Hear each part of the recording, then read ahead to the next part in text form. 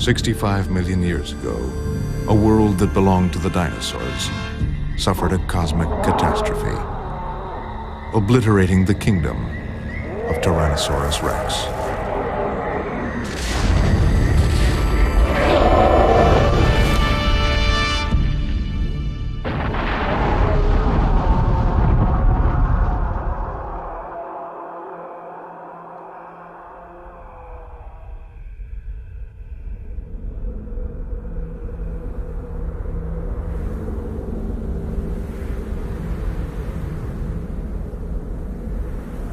For 65 million years, the bones of the last king of the dinosaurs lay hidden.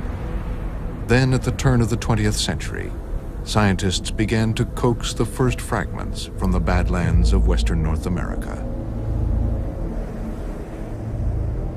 It stood 18 feet tall, 40 feet from head to tail. Today, the bones of Tyrannosaurus rex allow us to encounter the greatest meat-eating machine of the prehistoric world.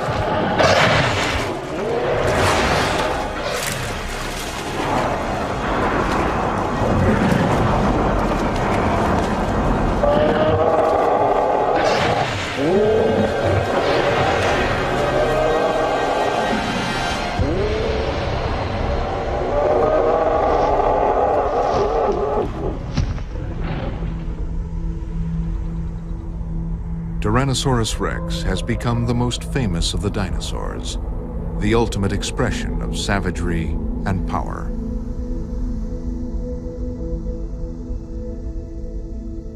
For paleontologists like Phil Curry, who scour the boneyards of the North American Badlands in search of the real T-Rex, a close encounter is a rare and thrilling event. The thing that allows Tyrannosaurus to be preserved in this part of the world is the fact that they were living on a coastal lowland, and there was a tremendous amount of sediment coming in from the mountains that were rising to the west at that time. So there were large rivers running across the coastal lowland, and if the Tyrannosaurus body happened to fall in the water, then it had a very good chance of being buried complete. And fast burial is one of the most critical factors in terms of preserving an animal that large.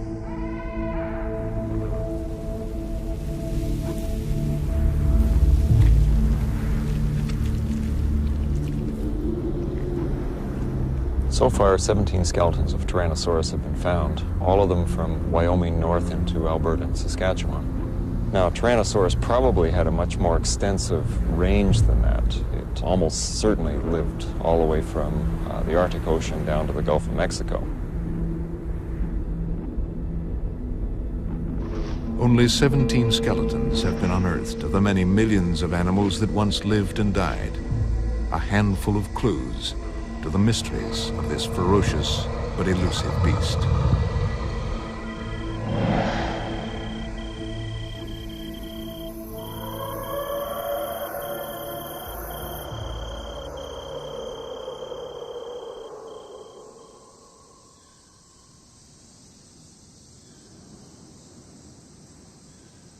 The existence of the king of the dinosaurs was unknown until 1902, when a former Kansas farm boy named Barnum Brown, hunting dinosaurs for the American Museum of Natural History, discovered its remains.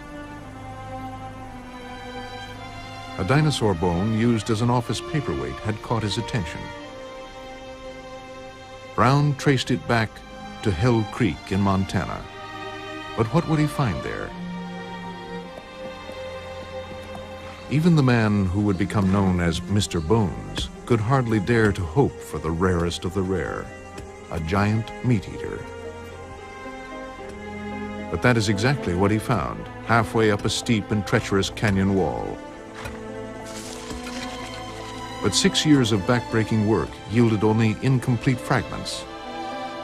Then in 1908, Brown discovered the almost intact skeleton he would call my favorite child. For Tyrannosaurus Rex, the journey back to life and legend had begun.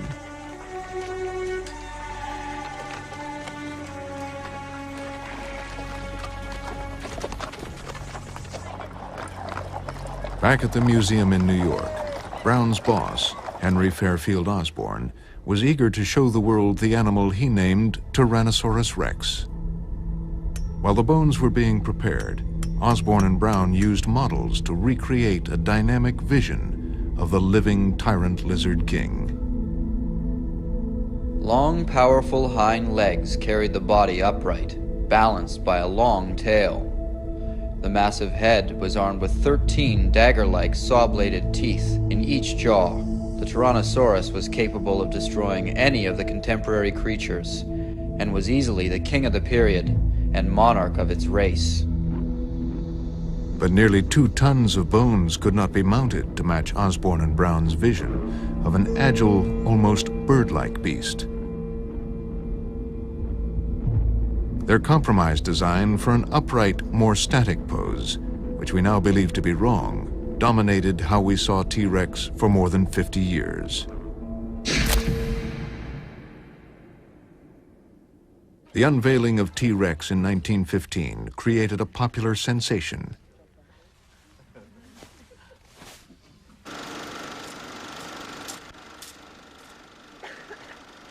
The upright T-Rex became the horror movie superstar of a new age of dinosaurs.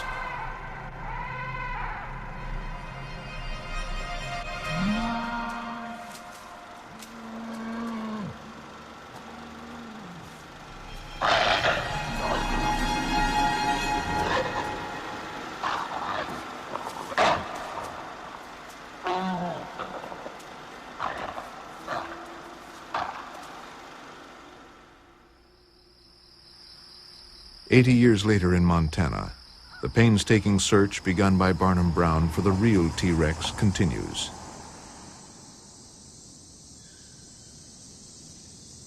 Bill Gartzka and his team are unearthing the first fragments of what he believes is a new and important skeleton.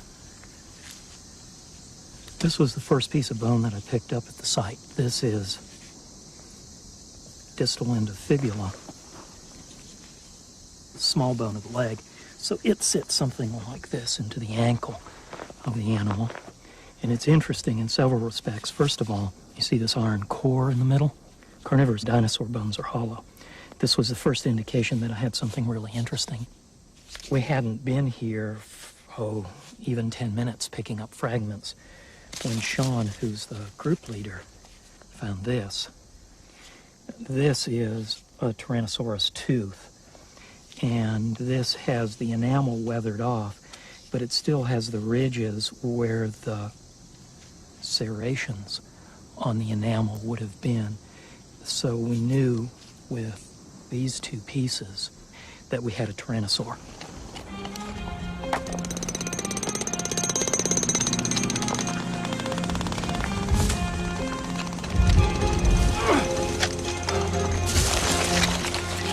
Even with modern power tools, dinosaur hunting in 100-degree temperatures is backbreaking work, yet so delicate that removing an entire skeleton can take years.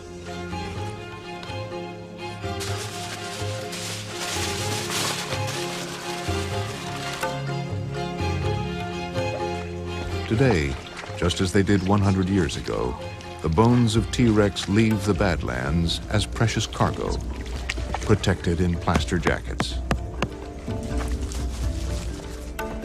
Okay.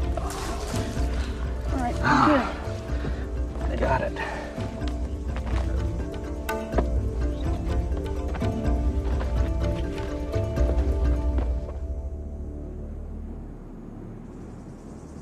But fossilized bones are not the only remains that can shed light on the life of an animal.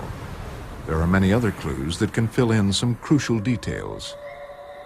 My concern is the world of T-Rex. What plants did it live with? What sort of foliage hid it while it stalked its prey?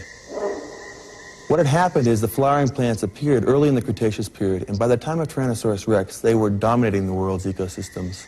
We find in North Dakota that 90% of our fossil leaves, and we now have over 30,000 fossil leaves collected, over 90% of those fossil leaves are broad-leafed flowering plant leaves. What you see are here broad-leafed relatives of the laurel and cinnamon, relatives, two-lobed relatives of magnolia, relatives of the modern sycamore, relatives of the modern elm. There's still a few conifers around in the time of Tyrannosaurus rex, the bald cypress and its relatives. So the look of the place was similar to, say, perhaps Florida or southern Georgia, where you have relatively small trees, maybe 30, 40, 50 feet tall, trunks no more than maybe a foot in diameter.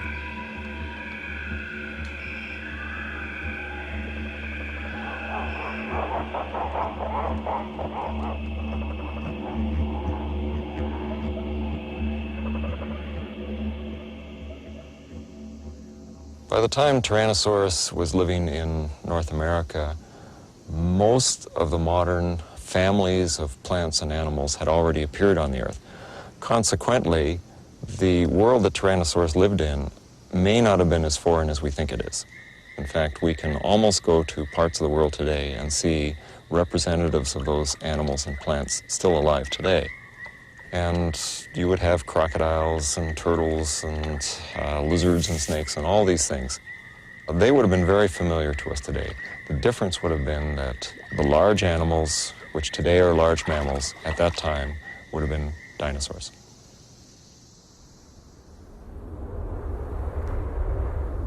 Just as plant-eating animals outnumber meat-eaters today, the plant-eating dinosaurs outnumbered carnivores millions of years ago. Phil Curry is leading a team of scientists excavating a herd of duck-billed plant-eaters called edmontosaurs. Dinosaurs like these probably were favorite dinners for T-Rex. Oh, we've got about, I'd say 65 or so tyrannosaur teeth, a few small theropods, lots of tooth-marked bone as well. Mm-hmm. Do you think there's enough Edmontosaurus material in here to indicate that this was a herd of Edmontosaurs?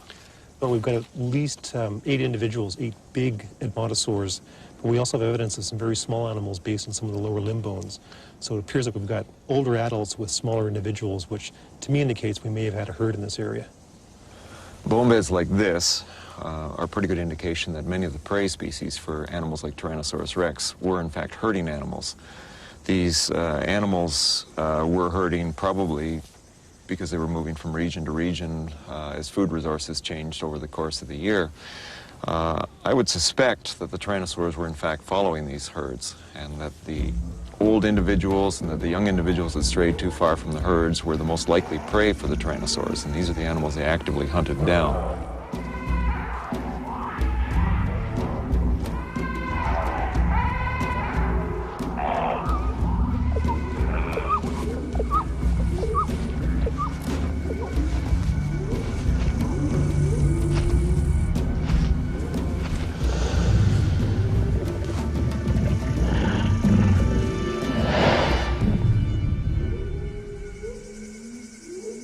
The discoveries of the past century have made Tyrannosaurus rex one of the most famous and the most fearsome of nature's creations. But how did such a ferocious giant come into being? Where does it fit in the history of life on Earth?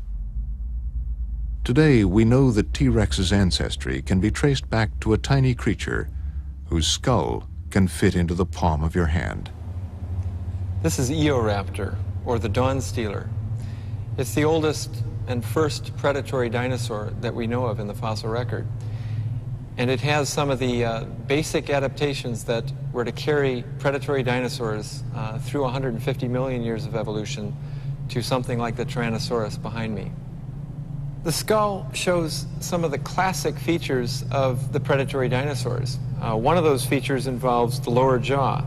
At the midpoint of the lower jaw, there's a joint that allowed the lower jaw to flex, like a flexible joint that if something was caught in the jaws, those jaws would clamp around something that might be a live prey item. And this kind of lower jaw is present in Tyrannosaurus. It's present in every other predatory dinosaur that we know of. And Eoraptor is the first to show that adaptation in the fossil record.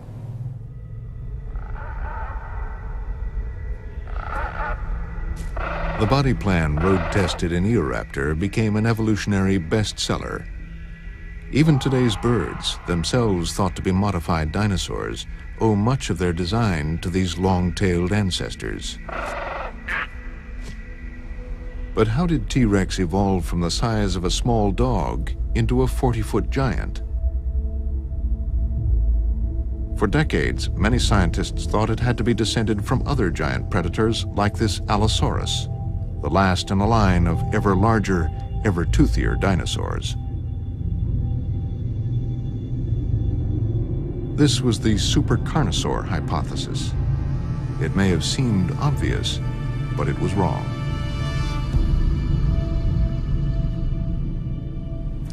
We used to have very simple views about how the different groups of meat-eating dinosaurs were related to each other. In recent years, though, as we've discovered more and more about the anatomy, these views have changed. Tyrannosaurus at one time was considered to be a carnosaur, that is, one of the large meat-eating forms, and by its size, it was related to animals like Allosaurus. But in recent years, as we started to look more closely at the anatomy, there were a lot of things about tyrannosaurs that did not fit that picture. One example is the foot. And if we look at this pinched out third toe, in fact, this is the kind of characteristic we see in many of the other late Cretaceous dinosaurs, but all of them are small dinosaurs. They're not these big meat eaters that we're so familiar with, animals like Allosaurus. Looking at the foot and a whole suite of other characters in the skeleton, we now realize that tyrannosaurs are in fact small meat-eating dinosaurs that have grown extremely large, and they're not related to the other meat-eating dinosaurs that are large at all. Anatomical detective work can easily identify dinosaurs to whom T-Rex is not related. But tracing its family tree back through time is more difficult. A huge gap in the fossil record precedes the sudden appearance of T-Rex's first large predecessor.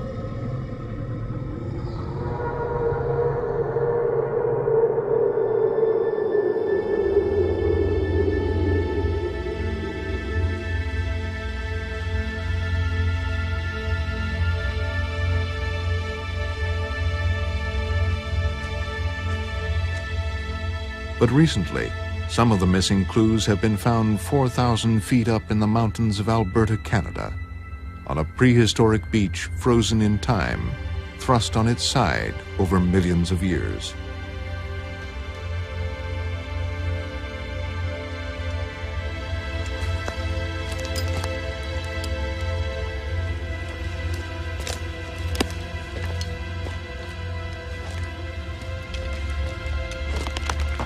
The richest dinosaur footprint site in all of Canada is in a coal mine in Grand Cache, Alberta.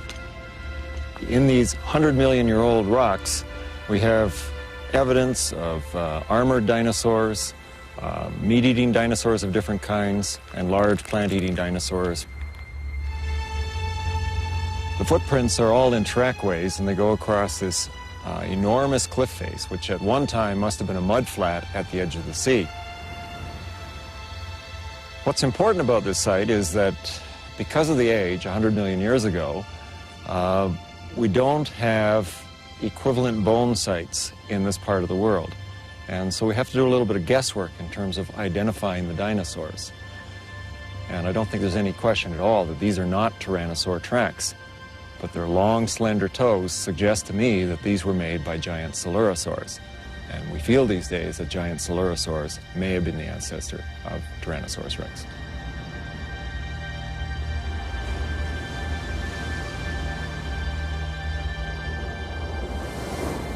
The coelurosaur was a turning point in the evolution of Tyrannosaurus rex. Unlike other small predators of its time, it used its jaws rather than its front limbs for killing its victims.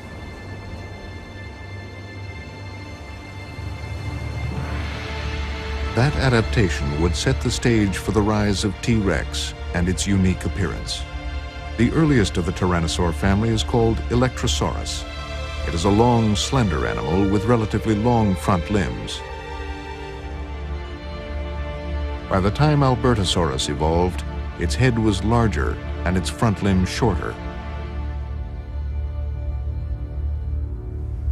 There were certainly many species of tyrannosaurs. We at present know of more than half a dozen species.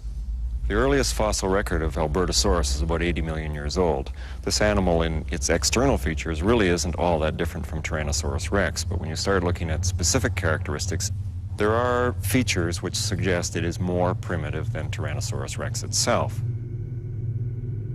But who was T-Rex's closest relative? Opinion is divided between two candidates. One from North America, known as Daspletosaurus, and another from Asia, known as Tarbosaurus. Tarbosaurus is an animal that originally was called Tyrannosaurus as well. It has a number of differences, but when you start looking at other specifics, for example, the orientation of the back of the skull in relation to the neck, Tarbosaurus shows a lot of characters that suggest, to me at least, that it may be more closely related to Tyrannosaurus rex. But a recent find from Montana convinces Jack Horner of T-Rex's American ancestry. Daspletosaurus is the animal that I believe, and some others also believe, was actually the predecessor of Tyrannosaurus rex. In other words, its ancestor. Tyrannosaurus rex was the descendant of Daspletosaurus. Tyrannosaurs, they have a big horn over top of their eye, and we see it very dominant in Tyrannosaurus rex. We see it less dominant in this particular animal that is related to Daspletosaurus, and even less so in the more primitive Daspletosaurus. The ancestry puzzle may take a long time to solve, but one trend is clear. As the Tyrannosaur family evolved, they not only grew larger, they changed to cope with their increased size. There are a lot of changes that are necessary if you're going to become a large animal. And this is particularly true when we're talking animals like the meat-eating dinosaurs, because essentially they were teeter-totters. They were animals where the front of the body was balanced by the tail on a fulcrum, which was at the hips. Now, in Tyrannosaurus's case, as it got bigger, the head became disproportionately larger, and that's to house all those very large, vicious-looking teeth. Consequently, we see a lot of specializations in Tyrannosaurus that are meant to bring the body weight down in front of the hips. The skull is a long, heavy skull, but many of the bones, in fact, are air-filled. The neck has been recurved, much more so than in earlier meat-eating dinosaurs, simply because by doing that, it could bring the head back closer to the hips and shift the center of gravity further back as well. Finally, and probably most conspicuously, if you look at the front limbs of tyrannosaurs, they've become also extremely short. They were relying on their head to do the killing. The limbs could be shortened up and would give it a great savings in weight on the front end of the body. And it was one more of the adaptations that tyrannosaurs picked up.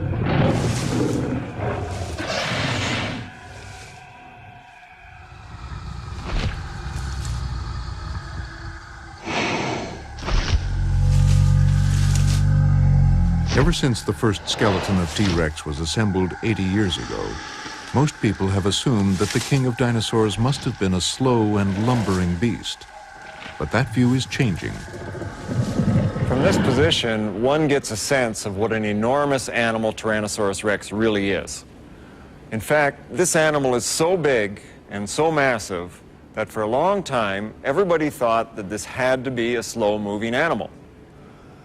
In recent years, though, we've been looking more closely at the anatomy of the hind leg of these dinosaurs, and what we see is not necessarily what we expected to see. The relative proportions of the individual leg bones of Tyrannosaurus give us an idea of how fast this animal could be. Now, in fast-moving animals like ostriches, the upper leg bone is relatively short compared to the lower leg bones. In Tyrannosaurus, we see the same kind of pattern. Lower bones are as long or longer than the upper bones.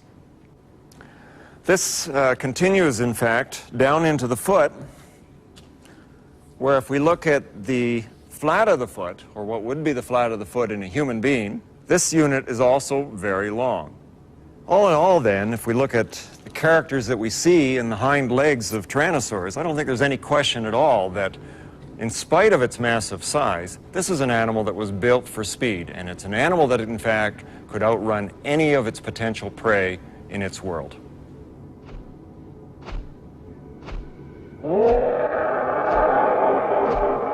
But Jack Horner has studied the same evidence and drawn the opposite conclusion. He is convinced that T-Rex was a walker, not a runner. If we look at the leg bones of a meat-eating dinosaur named Troodon, what we see is a thigh bone and a shin bone that have different lengths.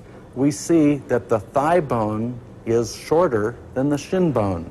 And this is true of every single one of the non-tyrannosaurs. We see the same thing in ostriches, we see the same thing in emus and rheas and all these running birds.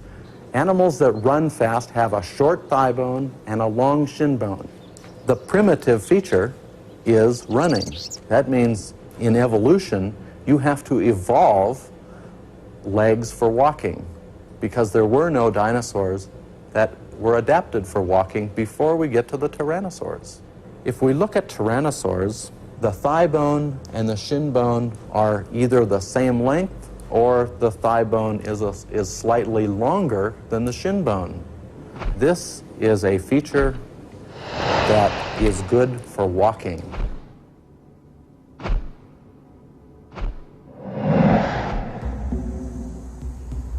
But the high plains of New Mexico may offer more direct evidence of exactly how fast T-Rex really moved.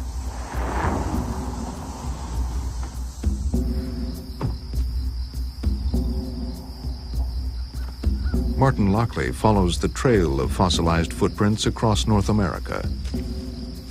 He has seen and cataloged thousands. But one footprint receives special treatment.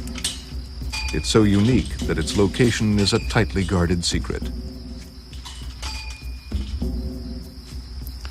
We're inside a high security area in the New Mexico backcountry. This fenced enclosure contains this extraordinary and unique fossil footprint. This is the only Tyrannosaurus footprint anywhere in the world. This footprint was probably made not far from some river in the mud, and then it was filled in when the river flooded and washed a sheet of sand over this trampled area. This is the casting that was filled in by sand, now sandstone.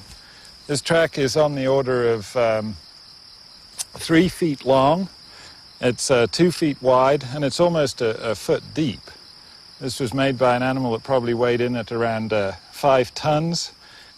It's sitting on a block that's about 9 feet long. There isn't a second footprint in that space, so that this means a minimum step of about 9 feet. And if we calculate or estimate the speed of this animal, it was probably moving along at least 11 kilometers, something like 6 or 7 miles per hour, which is a pretty good clip. It would be a jog for a human being. The movements of modern birds can also shed light on how dinosaurs traveled. Jim Farlow studies Australian emus and their similarities to T-Rex.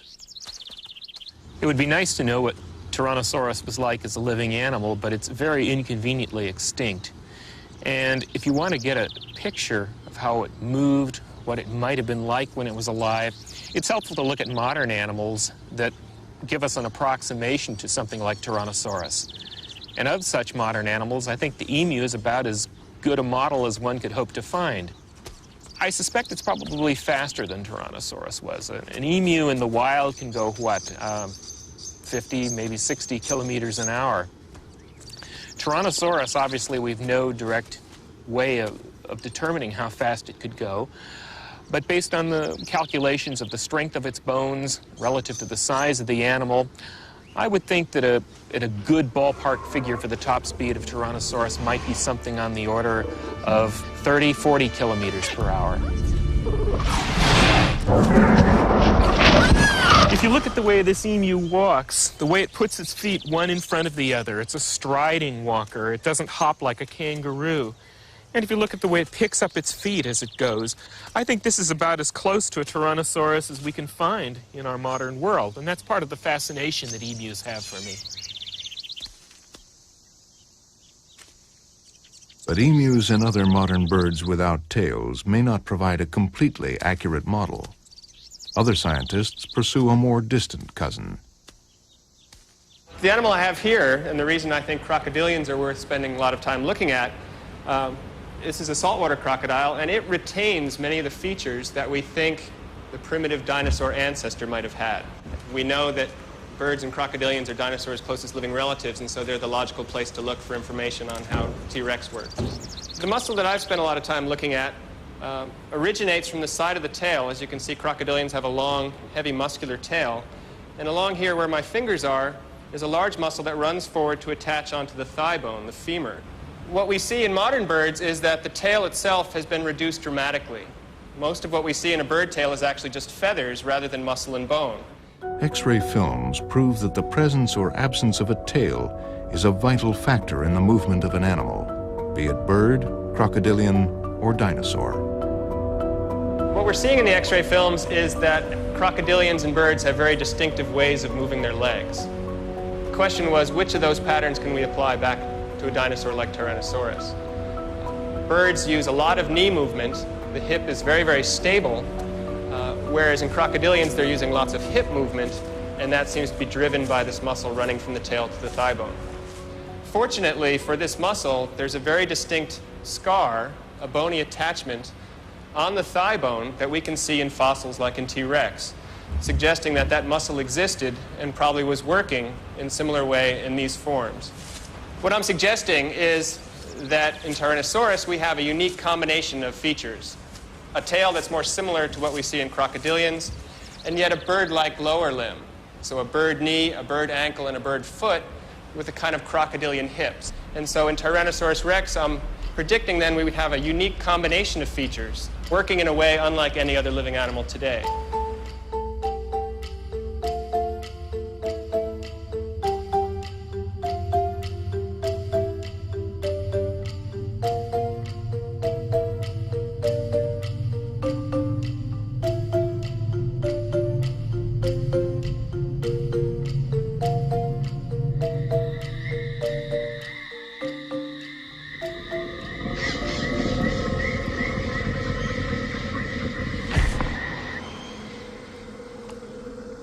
T-Rex was huge and its tail enormous, but it not only had to move, it had to mate.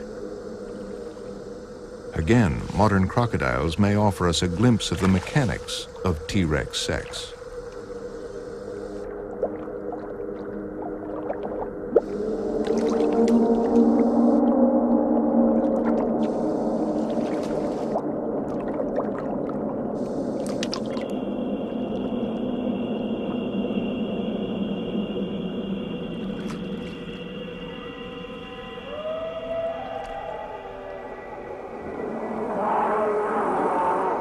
The examples of modern reptiles and birds, and a few rare fossils, suggest that T-Rex was a nesting animal and laid eggs. I have in front of me some dinosaur eggs from China, and these are very elongated, kind of the shape that we would expect for Tyrannosaurus rex. To give you a feel for its size, I have here a chicken egg.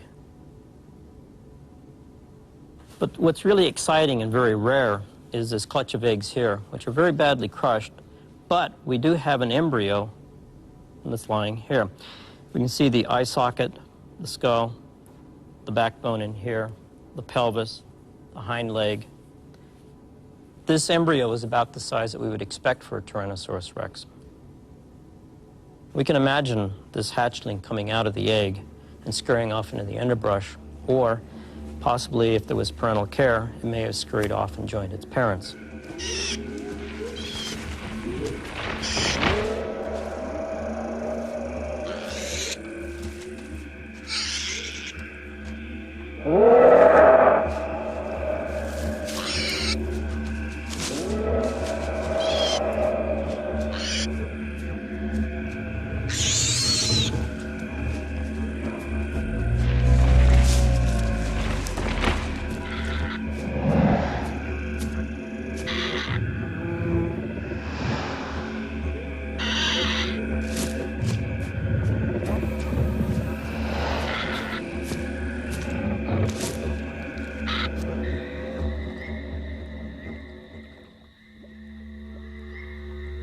"65 million years ago, the Earth was ruled by the dinosaurs, and the dinosaurs were ruled by Tyrannosaurus rex, a hunter fast enough, big enough, powerful enough to catch and consume any prey.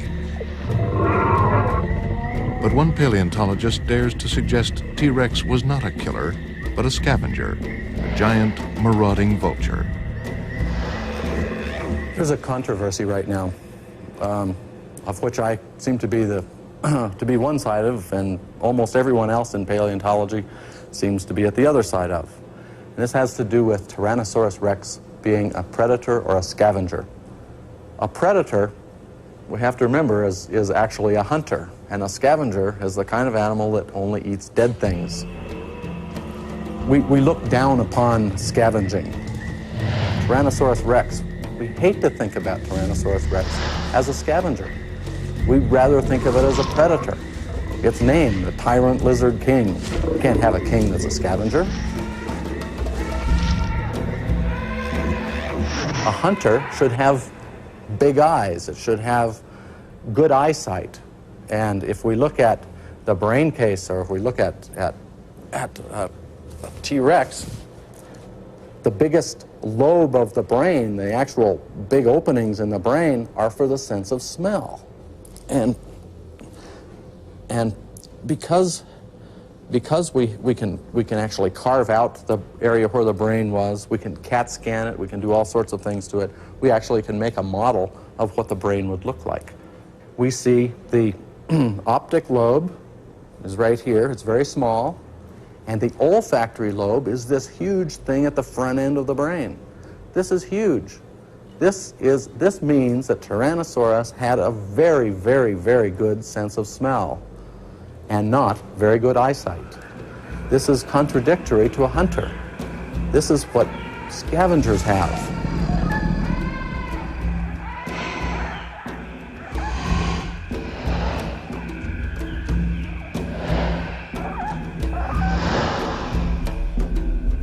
Horner's scavenger theory is disputed by Phil Curry, a stalwart defender of T-Rex the hunter. The skull of Tyrannosaurus is very narrow in the snout region, which allows the eyes to face forward, giving it stereoscopic vision. In addition to that, the ears themselves are located in such a way that they should be able to pick up sounds in particular directions. The ears may not look very different from the other carnivorous dinosaurs externally, but internally there are a lot of changes that have taken place. This gives Tyrannosaurus rex a greater range of hearing capabilities. That is, the frequencies that it could hear were lower than what most other dinosaurs could. Since Tyrannosaurus was probably hunting other dinosaurs, which were animals that probably made low sounds, the changes in the ear would allow it to hear those animals better and to hunt them down.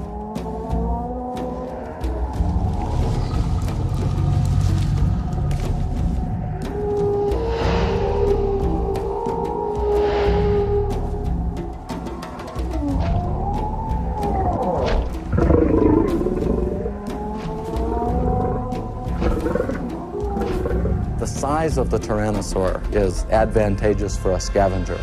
The bigger you are, the better chance you have of chasing away another animal that may have made a kill. Even the short little arms. A T-Rex doesn't have anything for grabbing, and we're bipedal. We know that if we're going to go out and catch a chicken, we don't want to have our hands tied behind us. All of the features that we see all suggest that Tyrannosaurus and the tyrannosaurs in general were scavengers.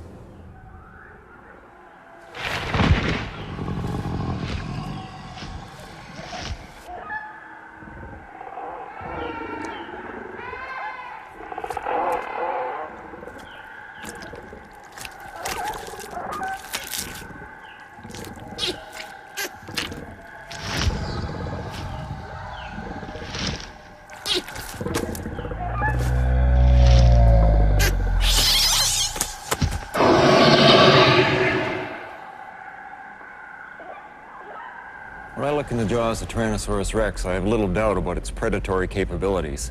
These are jaws that are meant to do some pretty nasty work. Like other carnivorous animals, Tyrannosaurus rex has teeth that are curved backwards. And at the same time, the tips of the teeth, in fact, curve towards the center of the mouth as well. What this means is that these teeth are specialized in such a way that if the prey is in the mouth and is struggling, the only way for it to escape, really, is to go back further into the throat.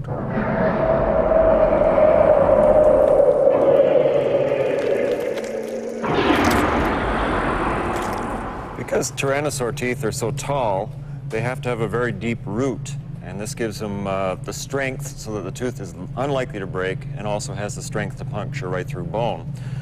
And this is the reason that tyrannosaur jaws are so deep. Almost 2/3 the length of the tooth is in fact root. There are these very fine serrations that run down the front of the tooth and the back of the tooth.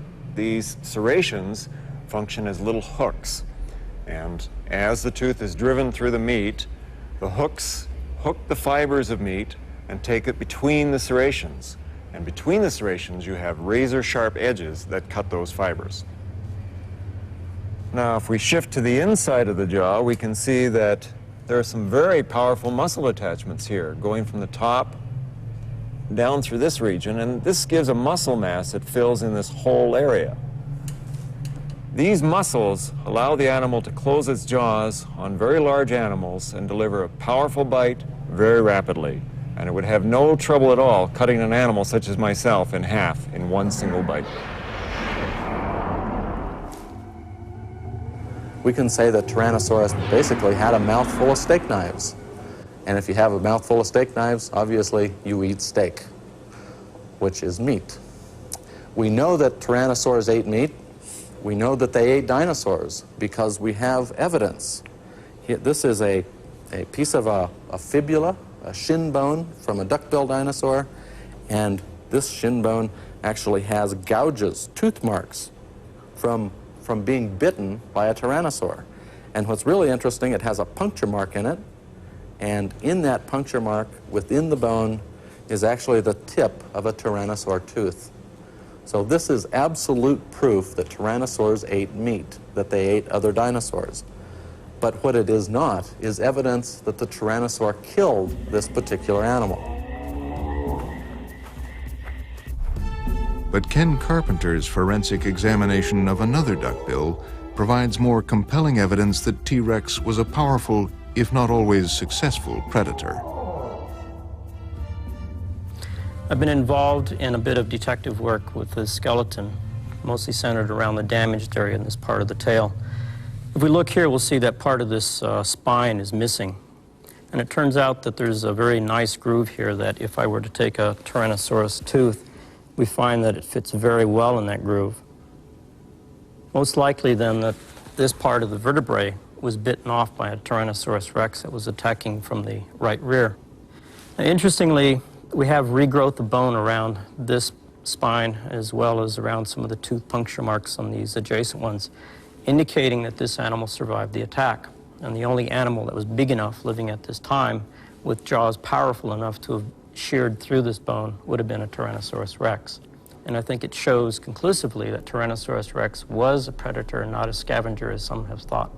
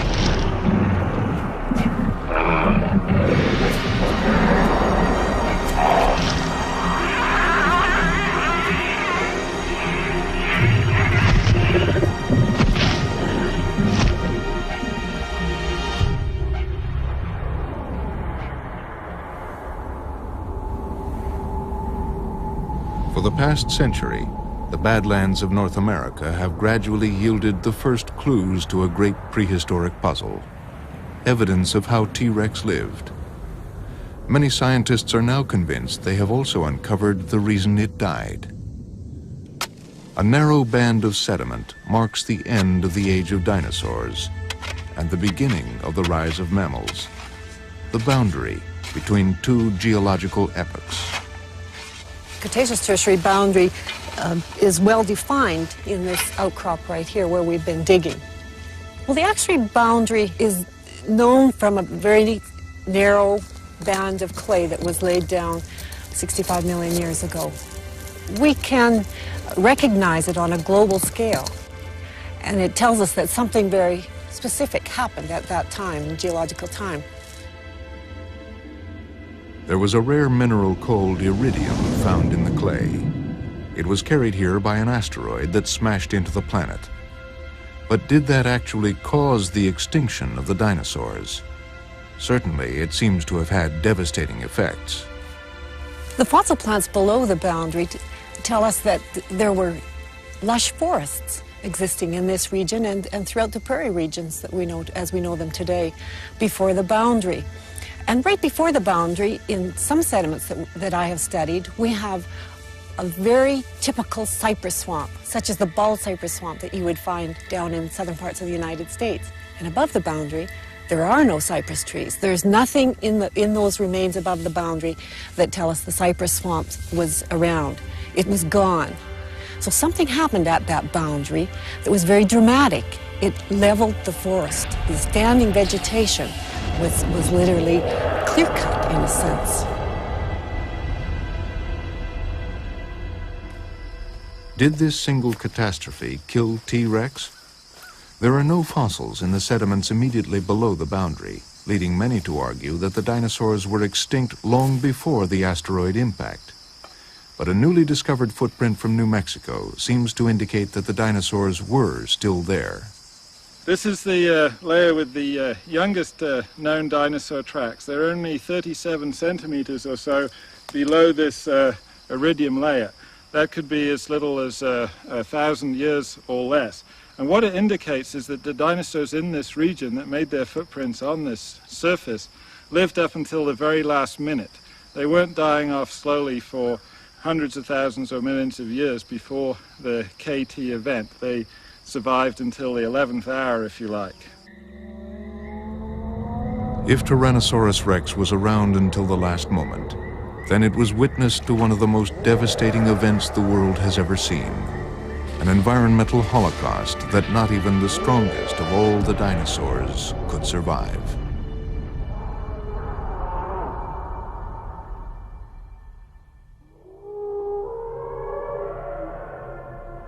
The Badlands have surrendered a few of their secrets, but many questions remain. Hidden somewhere in these canyons are more clues to the ferocious life and mysterious death of the most powerful creature that ever walked the earth.